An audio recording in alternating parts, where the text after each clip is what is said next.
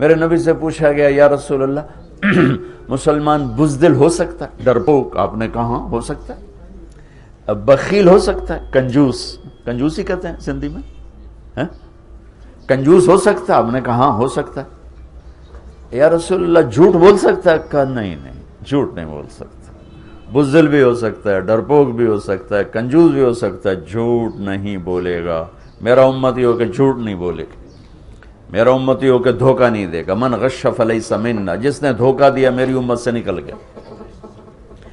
میرے نبی روزانہ ظہر کے بعد بازار کا چکر لگاتے تھے اور ایک ایک دکان منڈی کو خود چیک کرتے تھے کہ شریعت کے مطابق ہے کہ نہیں۔ ہمارے علماء کو تو بازار کا راستہ نہیں آتا اور اس کو بزرگی سمجھتے ہیں کہ ہم بڑے بزرگ ہیں، ہم تو کبھی بازار جاتے ہی نہیں۔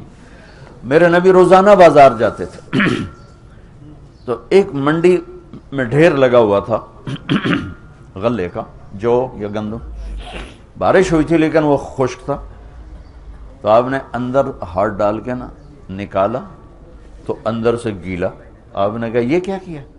کہ یا رسول اللہ بارش آئی تھی تو وہ گیلا ہو گیا تھا تو کوئی لیتا نہیں، تو میں نے گیلا اندر کر دیا اور خشک اوپر کر دیا۔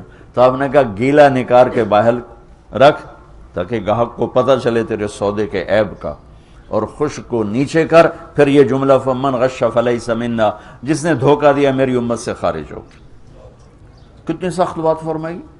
جس نے روزہ نہیں رکھا میری امت سے خارج ہو گیا، یہ نہیں کہا کہ جس نے دھوکہ دیا میری امت سے خارج ہو گیا۔ تو میں دو باتیں آپ کو بتا رہا تھا، اللہ اس کے رسول دونوں کی طرف سے محبت کا دعویٰ مکمل ہو جائے۔ فَلْيَصْدُقِ الْحَدِيثَ إِذَا حَدَّثَ، سچ بولنا ہوگا زندگی بھر۔ فَلْيُؤَدِّ الْأَمَانَةَ إِذَا تُؤْمِنَ، کسی کو دھوکہ نہیں دینا ہوگا۔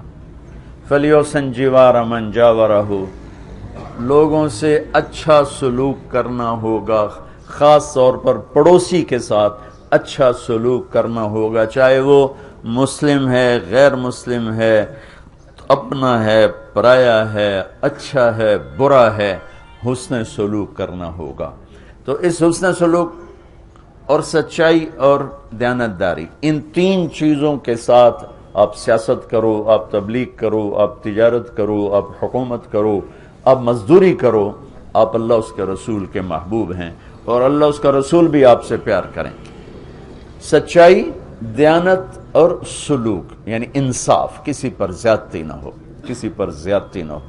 حضرت عبداللہ بن عمر کا پڑوسی یہودی تھا، عبداللہ بن عمر یہودی، ان کے گھر مہینے میں ایک دفعہ گوشت پکتا تھا، ایک دفعہ۔